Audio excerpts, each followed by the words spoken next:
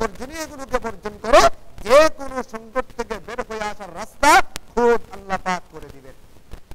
এবং আল্লাহ পাক এটা বলেন ওয়ারযুকহু মিন হাইসু লা ইয়াহতাসিব।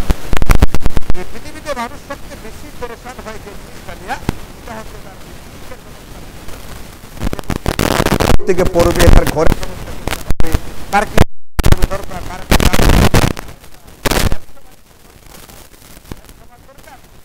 সবাই হলে বিয়ে হওয়ার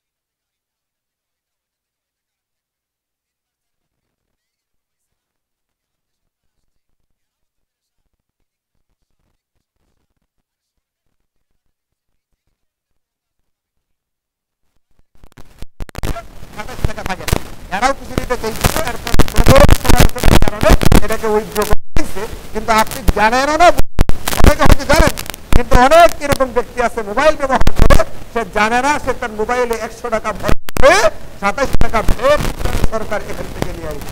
আরে যে আমার টাকার প্রতি মহতাজ ব্যক্তি, যে সরকার আমার টাকা দিবে, এই জন্য আশা থাকবে সরকার না, আশা থাকবে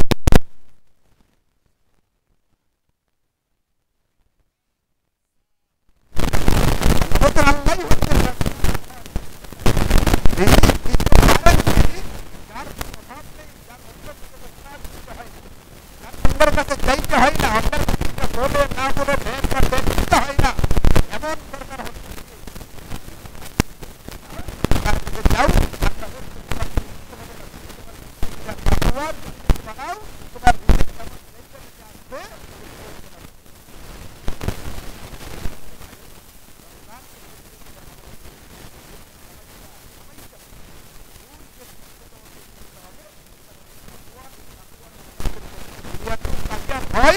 সফল কাম হয় এই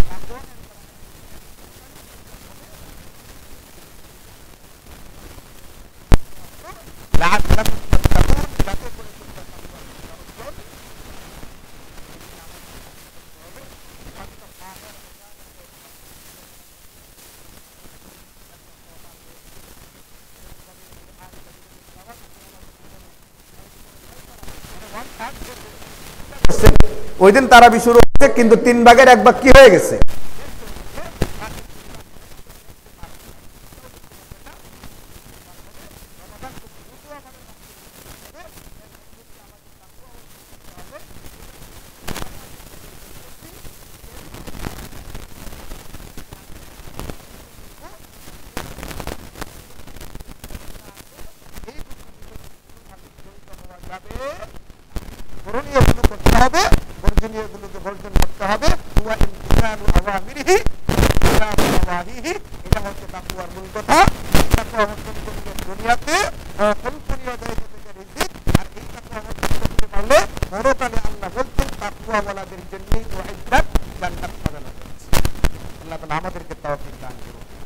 রমজানকে কেন্দ্র করে আল্লাহ তাআলা ছোট বড় সকল প্রকার গুনাহ থেকে বিশেষ করে সকল প্রকার গুনাহ থেকে নিজেদেরকে হেফাজত করার তৌফিক দান করেন। এটা হচ্ছে আজকে 1 নম্বরের কথা। 2 নম্বর যে মানে যতটুকু আধা ঘন্টা বলা যায় ইনশাআল্লাহ আল্লাহ পাকের তৌফিক হলে আগামী শুক্রবারে বলবো। আজকে শুধু মূল কথাটা আপনাদেরকে বলছি। আল্লাহ তাআলা কুরআনুল কারীমে এবং নবীজি সাল্লাল্লাহু আলাইহি ওয়াসাল্লাম হাদিসে পাকের মধ্যে ঈমানের পরে বান্দার উপরে সবচেয়ে গুরুত্বপূর্ণ আমল দিয়েছেন। ঈমানের পরে বান্দার উপরে সবচেয়ে গুরুত্বপূর্ণ আমল এই জন্য কুরআনুল কারীমে 80 জায়গার উপরে আল্লাহ তাআলা যেখানে নামাজের কথা বলেছেন সঙ্গে সঙ্গে কার কথা বলেছেন? যাকাতের কথা বলেছেন। ওয়া আকিমুস সালাতা ওয়া আতুজ যাকাত বিভিন্ন ভাবে বিভিন্ন শব্দে যাকাত যাকাত যাকাতের কারণ আমার ইবাদত আছে 3 রকমের। একটা হচ্ছে শারীরিক ইবাদত যতগুলো আছে সবগুলোকে বোঝানো হয়ে গেছে সালাত আর নামাজের শব্দটা দিয়া। নামাজ শারীরিক ইবাদত, সুতরাং যত রকমের শারীরিক ইবাদত আছে এইগুলো সমাধি করতে হবে। আর আমাদের উপর আরেক প্রকারের জিম্মাদারি আছে আর্থিক ইবাদত। ইবাদত উৎপাদন করতে হয় অর্থ বা টাকা দিয়া, এটা বলা হয়েছে যাকাতের মধ্য দিয়া। যাকাত দিবা মানে হচ্ছে যত রকমের ইবাদত বন্দেগী আছে সব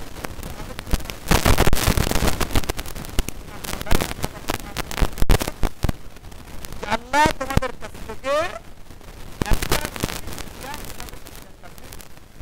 আল্লাহ তোমাদের কাছে জান্নাত বিক্রি করবেন কিসের বিনিময়ে? তোমাদের নিজের জান এবং মাল বিনিময়। মানে হচ্ছে আমাদের শরীর যত রকমের ইবাদত বন্দেগী আছে, নামাজ, রোজা, জিহাদ ইত্যাদি, এইগুলো করতে হবে। আবার অর্থ দিয়ে আর্থিক যত রকমের ইবাদত বন্দেগী আছে, যাকাত, ফিতরা, কুরবানি, দান, খয়রাত, সাদাকাত, নওয়াফিল যতগুলো আছে সবগুলো ইবাদত বন্দেগী আর্থিকটাও করতে হবে, এরকম ভাবে শারীরিকটাও করতে হবে। কারণ যাকাত শব্দের ভিতরে আর্থিক ইবাদতগুলোর দিকে আল্লাহ পাক ইঙ্গিত করে বলেন, তোমার উপরে যেরকম শারীরিক কতগুলো ইবাদত আছে, তোমার উপরে এরকম আর্থিক কতগুলো ইবাদত আছে, এইগুলো তুমি আদায় করবে, এটাও তোমার উপরে জিম্মাদারি। এই জন্য ঈমানের পরে সবচেয়ে বেশি গুরুত্বপূর্ণ যে দুটা বিধান আল্লাহ পাক গুরুত্ব দিয়ে বলেছেন, একটা হচ্ছে সালাত, একটা হচ্ছে যাকাত। পার্থক্য হচ্ছে এটা, সালাত ছোট বড় মানে সাবালক হয়ে গেলে আর কি, বয়প্রাপ্তির পর থেকে নেয়া ছোট বড়, ধনী গরিব, নারী পুরুষ সবার উপরে ফরজ হয়ে যায়। এই জন্য ধনী মানুষ যেরকম নামাজ পড়বে, দরিদ্র ব্যক্তিও কি করতে হবে? নামাজ। পুরুষ যেরকম নামাজ পড়বে, নারীকেও এরকম নামাজ পড়তে হবে। সকল প্রকার মুসলমানদের উপরে নামাজ ফরজ, কিন্তু যাকাতের বেলায় আল্লাহ পাক সবার উপরে ফরজ করেন নাই। আল্লাহ পাক যাকাতকে ফরজ করেছেন এক প্রকার নির্ধারিত ব্যক্তির উপরে। ওই ধরনের যে বিশেষ গুণ বা অবস্থাগুলো আল্লাহ পাক বলেছেন, ওই গুণগুলো যার ভিতরে পাওয়া যাবে ওই ধরনের ব্যক্তিবর্গের উপরে যাকাত ফরজ হবে। আর ওই বিশেষ অবস্থাগুলো পাওয়া না গেলে তার উপরে যাকাত ফরজ হবে না। এখন যাকাত যদি ফরজ হয়ে গিয়া থাকে হিসাব মোতাবেক, তাহলে যাকাত আদায় করলে লাভটা কি হবে? আল্লাহ পাক বলছেন এই পৃথিবীতে চলতে গেলে একজন ব্যক্তিকে আল্লাহ পাকের রহমত ছাড়া 1 সেকেন্ড চলতে পারবে না। পারবে চলতে? আল্লাহ বলছেন 1 সেকেন্ড চলতে পারবে না আল্লাহ পাকের রহমত ছাড়া। এই দুনিয়ার সমস্ত মানুষ আল্লাহ পাকের রহমতের দিকে মুখাপেক্ষী, কিন্তু আল্লাহ পাক কারো দিকে মুখাপেক্ষী নয়। আল্লাহ পাক ওই 100 টাকার ভিতরে 27 টাকা ট্যাক্সের দিকে যেরকম মুখাপেক্ষী না, আল্লাহ পাক কারো দিকে 1 পয়সারও মুখাপেক্ষী না, আল্লাহ পাক কারো ইবাদত বন্দেগীরও মুখাপেক্ষী নয়। আল্লাহুস সামাদ এর অর্থ হলো এইটা। আল্লাহুস সামাদ এটাকে আমি বানায় বলতেছি না, কোরআন শরীফের আয়াত এটা। কোন সূরা এটা? এটা তো আপনাদের সবার জানা থাকার কথা। আল্লাহুস সামাদ, আল্লাহ হচ্ছেন তিনি যিনি কারো দিকে কোনো ব্যাপারই মুখাপেক্ষী নয়, কিন্তু দুনিয়ার সমস্ত মাখলুক যার দিকে মুখাপেক্ষী। এই সত্তাকে বলে সামাদ। সামাদ মানে হলো যিনি কোনো ক্ষেত্রে কারো দিকে মুখাপেক্ষী না, বরং সমস্ত মাখলুক যার দিকে মুখাপেক্ষী থাকে তাকে বলে সামাদ। আল্লাহ বলছেন আল্লাহুস সামাদ। আল্লাহ এমন এক সত্তা যে কারো দিকে কোনো ক্ষেত্রেই মুখাপেক্ষী নয়, কিন্তু বাকি তাম দুনিয়া কারো দিকে মুখাপেক্ষী। আল্লাহ পাকের দিকে মুখাপেক্ষী, আমরা আল্লাহ পাকের রহমতের দিকে মুখাপেক্ষী। আল্লাহ বলছেন কুরআনুল কারীমে ওয়া আকিমুস সালাতা ওয়া আতুজ যাকাতা। ওয়া আতুজ যাকাতা, আকামুস সালাতা, তোমরা নামাজ কায়েম করো। ওয়া আতুজ যাকাতা, এটা অর্থ আপনারা বলেন, বলতে পারবেন? যাকাত, যাকাতা আরবি শব্দ, কিন্তু আপনাদের শুনতেন না শব্দটা? কোরআন শরীফে বারবার আসছে ওয়া আতুজ যাকাতা, তোমরা যাকাত প্রদান করো। আল্লাহ বলছেন ফলাফল কি হবে? লাআল্লাকুম তুরহামুন, অতি অবশ্যই তোমাদের উপরে রহমত বর্ষণ করা হবে। 1000 কোটি টাকা কামাই করা হলো, কিন্তু আল্লাহ পাকের রহমত নেই, এই সম্পদ টিকবে না। কিন্তু টাকা যা কামাই করা হয়েছে যদি নিঃযোগ্য হয়ে গিয়ে থাকে, যদি যাকাত আদায় করা হয়ে থাকে, আল্লাহ বলছেন তোমার উপরে রহমত বর্ষণ করা হবে। এর মানে হলো তোমার সম্পদ এটা টেকবে, এটা টেকসই হবে। এখন যা কামাইছি এটা কি থাকা দরকার নাকি না থাকা দরকার? যদি থাকা দরকার হয়ে থাকে, আল্লাহ পাকের কথা হচ্ছে তুমি যদি যাকাত দেওয়ার মতো উপযুক্ত হয়ে গিয়া থাকো, তাহলে তুমি যাকাত আদায় করো। চতুর্দিক থেকে তোমার উপরে আল্লাহ পাকের পক্ষ থেকে রহমত বর্ষণ করা হবে। নবীজিকে আল্লাহ পাক কুরআনুল কারীমে হুকুম করতেছেন। আল্লাহ হুকুম করতেছেন কাকে? নবীজিকে। নবীজি খুদ মিন আমওয়ালিহিম, নবীজি আপনি তাদের সম্পদ থেকে যাকাত গ্রহণ করেন। ওয়াযাক্কিহিম বিহা, এবং এই যাকাত গ্রহণ করার মধ্য দিয়ে আপনি যাকাতকেও পরিচ্ছন্ন করলেন, আপনি যাকাত দাতার বাকি সম্পদকেও পরিচ্ছন্ন করে দিলেন, এবং আপনি তাদের জন্য দোয়া করুন। আপনার দোয়াটা ইন্না সালাতাকা সাকানুল লাহুম, তাদের হৃদয়ের প্রশান্তির কারণ হবে।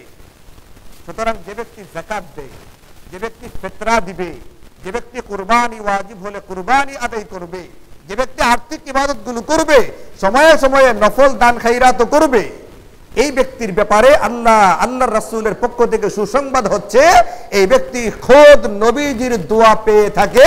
আর আল্লাহ বলছেন নবীজির এই দোয়া যাকাত দাতার জন্য, দানকারীর হৃদয়ের জন্য প্রশান্তির কারণ হবে। বলেন এই ওষুধটার ভিতরে কোনো সন্দেহ আছে? ডায়াবেটিসের ট্যাবলেট খাওয়ার পরে এটা কমতেও পারে, নাও কমতে পারে, কিন্তু আল্লাহ পাকের দেওয়া এই ওষুধ কোনো সন্দেহ আছে? আর যার সন্দেহ আছে তার কি মসজিদে আসার কোনো দরকার আছে? মসজিদে কোনো বেঈমান কাফেরের আসার দরকার আছে? এটা আয়াত বলছি, কুরআনে কারীমে আল্লাহ পাকের কথা বলছি।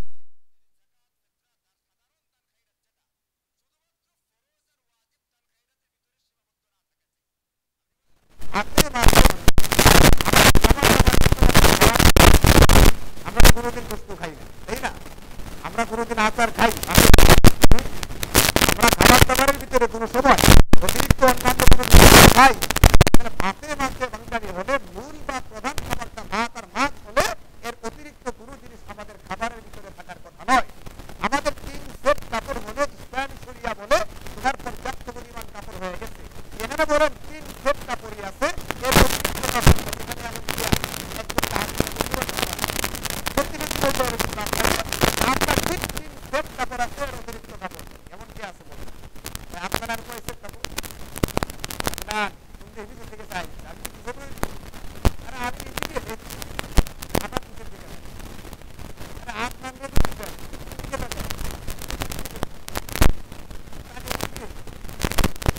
তোমার কয় সেট কাপড় বলতে পারবে? বলতে পারবে না কয় সেট? 3 সেট কাপড় হলে প্রয়োজন পরিমাণ কাপড় হয়ে গেছে, এটাকে তাহলে অতিরিক্ত বেতন আমাদের আসবে না নাই। যারা মনে করেন সত্তর পার হয়ে গেছে,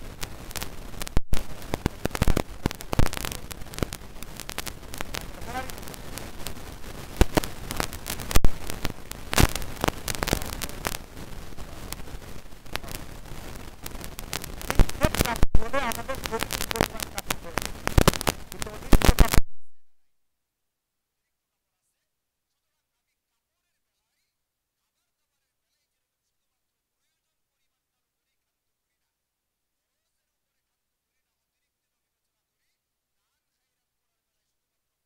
করে খাদ্য করবেন না, এর বাইরে ফরজের বাইরে ওখানেও কিছু চিন্তা ফিকির করবেন। ওটাকে বলে সাদাকাতে নওয়াফিল, মানে সাধারণ দান খায়রাত। ওই সাধারণ দান খায়রাত যেটা আছে ওটাও কিছু করার জন্য ফিকির করতে হবে। এটা বললে হবে না এটা যাকাত থেকে দেওয়া যাচ্ছে না খাজিবাদ, এটা ফিতরা থেকে দেওয়া যাচ্ছে না এটা বাদ, শুধুমাত্র যাকাত আর ফিতরা যেখানে চলে ওইখানেই আমার হাত চলে, বাকি জায়গায় চলে না। এটাও হবে না। আল্লাহ কুরআন এটাও বলেছেন যাকাত ফিতরার বাইরেও তোমার সম্পদের ভিতরে ওফি আমওয়ালিহিম হাক্কুল লিসসাইল ওয়াল মাহরুম, দরিদ্রদের একটা অংশ এখানে রয়েছে। এই জন্য আর্থিক যে ইবাদত বন্দেগীগুলো আছে এইগুলো করার দ্বারা এক নম্বর দুনিয়াতে আল্লাহ পাকের পক্ষ থেকে আমাদের উপর রহমত বর্ষিত হয়, এবং এটার দ্বারা নবীজির সুস্পষ্ট ওয়াদা সব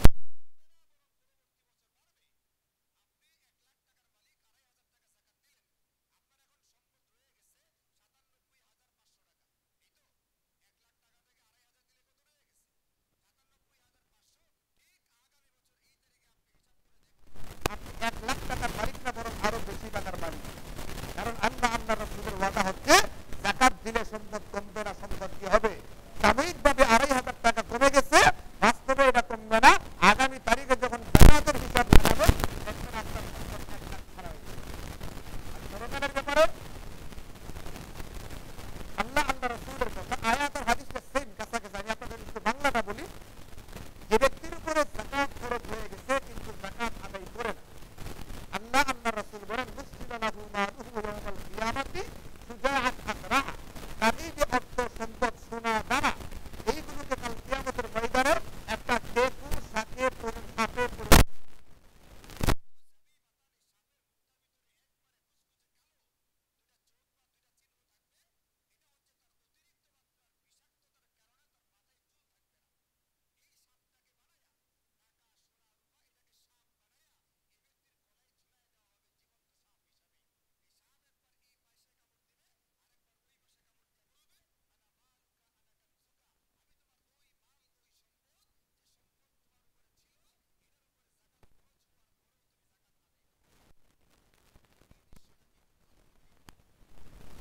সাথে হবে, এটা কোনো সুযোগের বিষয় হবে না। দুনিয়াতে মানুষ একজন আরেকজনকে একটা চোর দিলে থাপ্পড় দিলে বিরাট অপমানিত বোধ করে, কাল কিয়ামতের ময়দানে আদম আলাইহিস সালাতু ওয়াস সালাম থেকে শুরু করে পৃথিবীর শেষ মুহূর্ত পর্যন্ত যে ব্যক্তিরা থাকবে সমস্ত মানুষের সামনে এই মানুষটা উপস্থিত হবে যখন তার গলার ভিতরে একটা সাপ জড়িয়ে থাকবে আর কামড়াতে থাকবে, বলতে থাকবে আমি তোমার সেই সঞ্চিত সম্পদ যে সম্পদের যাকাত আল্লাহর রাসূল আবার নির্দেশ করার পরে আদায় করবে। তাহলে এই সম্পদ তার জন্য ভালো হয়েছে না মন্দ? দুনিয়া এবং আখিরাত উভয় জগতের বিবেচনায় যদি আমাদের কারো উপরে যাকাত খরচ হয়ে গিয়ে থাকে একবার হিসাব করে যাকাত আদায় করব, তোমার একটা মাসিক আমরা গ্রহণ করি এবং ব্যক্তিগতভাবে কোনো অভিযোগ আছে এটার ভিতরে যোগ্য এবং যাকাত দিতে হয় এই পরিমাণ হলো কিনা হিসাব করে তারপরে যাকাতটা আদায় করে দেই। নিজে নিজে হিসাব করলে হবে না, নিজে নিজে হিসাব করলেও হবে না, নিজে নিজে বোঝার চেষ্টা করলেও হবে না, এখানে ভুল হবে। আমি আপনাদের দ্বিতীয় যাকাত খরচ হয়ে গিয়ে থাকলে অতি অবশ্যই যাকাত দিতে হবে। কার উপরে যাকাত খরচ হয়, কোন কোন প্রকার সম্পদের উপরে যাকাত খরচ হয়, কি পরিমাণ থাকলে যাকাত খরচ হয়, যাকাত কাকে দিতে হবে, কিভাবে দিতে হবে, কি পরিমাণে দিতে হবে, এই মোটা মোটা কথাগুলো আল্লাহ পাকের তৌফিক করে ইনশাআল্লাহ আগামী দান করুন। যাদের সুন্নাত করা বাকি আছে তার সুন্নাত